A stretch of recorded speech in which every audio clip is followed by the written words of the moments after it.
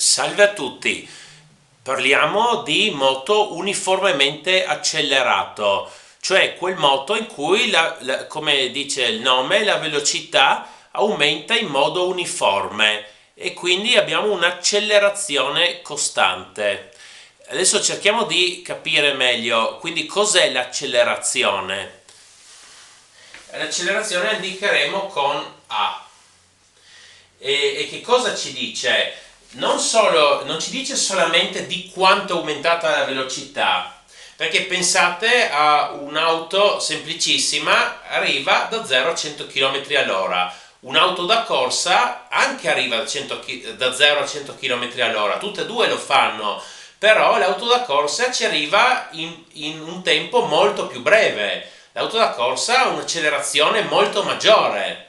Quindi non importa solo di quanto è aumentata la velocità, ma quanto velocemente è aumentata la velocità. Quindi è la differenza di velocità divisa il tempo necessario per cambiare la velocità.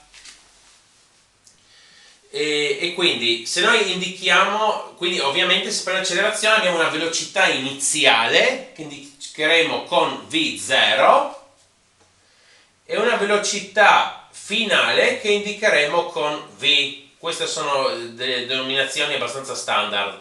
Allora, se noi passiamo da V0 a V, quanto è la differenza? È V meno V0. Se prima ero a 5 e poi a 15, la differenza è 10, l'ultimo valore meno il primo. Quindi questa è la differenza di velocità, però ci interessa quanto velocemente cambia la velocità e quindi questo diviso per il tempo necessario a cambiare la velocità. E quindi qual è l'unità di misura dell'accelerazione? Qui V meno V0 è comunque una velocità che si misura in metri al secondo. Questo va diviso con secondi, il tempo. Questi secondi possiamo scrivere come secondi fratto 1. E allora adesso scriviamo metri al secondo. Qui invece di fratto, invece di diviso, facciamo per questa seconda frazione invertita. 1 diviso secondo. E quindi vedete che sopra abbiamo metri e sotto secondi al quadrato, quindi metri al secondo quadrato. Questa è l'unità standard per l'accelerazione, che però detta così uno non ha intuitivamente idea di che cosa sia. Potete sempre pensarlo così, metri al secondo. Quindi se io ho un'accelerazione di 5 metri al secondo, cosa significa? Che ogni secondo la velocità aumenta di 5 metri al secondo. Questo è il significato intuitivo. Non si usa l'unità chilometri su ora quadrata, non viene utilizzato praticamente mai. Allora, adesso vediamo di invertire questa formula perché spesso si usa invertita, cioè questa è la definizione di accelerazione, ma spesso si usa esprimere V con questa formula. Come otteniamo V da questa formula? Allora, noi abbiamo questa differenza tutto diviso t. Per prima cosa dobbiamo togliere questo t. Allora, tutta l'equazione la moltiplichiamo entrambi i lati con t. Qui a sinistra abbiamo A per t e a destra abbiamo v meno v0 tutto diviso t e se lo moltiplichiamo con t va via e qui abbiamo v meno v0.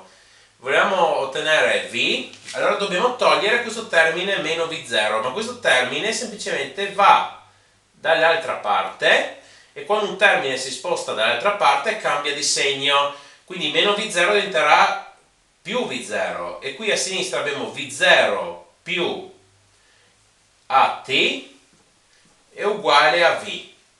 Quindi il lato sinistro è uguale al lato destro allora sarà uguale al lato sinistro.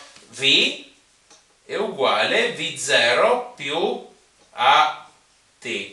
Ecco, questa formula si usa parecchio.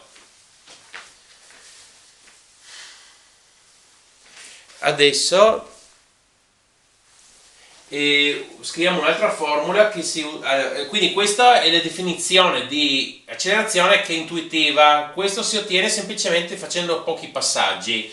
Adesso abbiamo un'altra formula: quando un corpo si muove di modo uniformemente accelerato compie anche una distanza, e abbiamo una formula che ci esprime la distanza, però purtroppo diciamo questa formula non è molto chiara intuitivamente. Diciamo che io penso che basta imparare pochissime formule a memoria, davvero pochissime. Una sarebbe proprio questa che sto per scrivere. Quindi S, la distanza percorsa, è V0 per t più un mezzo a t al quadrato. Cioè, questa è intuitiva e si può invertire facilmente. Questa non è poi così tanto intuitiva. Insomma, al limite ne parlerò in un altro video per avere qualche idea, però adesso lasciamo stare. Questa, e poi ci sarebbe ancora una terza formula che viene usata molto, e però non è proprio completamente nuova, si ottiene dalla combinazione di queste due. Se in questa formula esprimo t è uguale, un'espressione, e la inserisco qui e qui, ottengo la terza formula. Adesso non faccio i passaggi. La terza formula è v al quadrato, è v0 al quadrato più 2as. Però, come ripeto, questa in realtà viene dalla combinazione di queste due. Si può fare i passaggi. Ok. Allora, c'è ancora da dire che qui parlavo di una velocità che aumenta. Se la velocità diminuisce, parliamo di decelerazione, che in pratica, facendo i calcoli, viene un'accelerazione negativa. Cioè, quando la velocità iniziale è più grande della velocità finale, quindi la velocità diminuisce, questa differenza è negativa e l'accelerazione è negativa. Ok? E poi abbiamo ancora un'ultima cosa da dire. Se adesso scrivo queste formule magari tutte ordinate, no, queste ce le abbiamo già.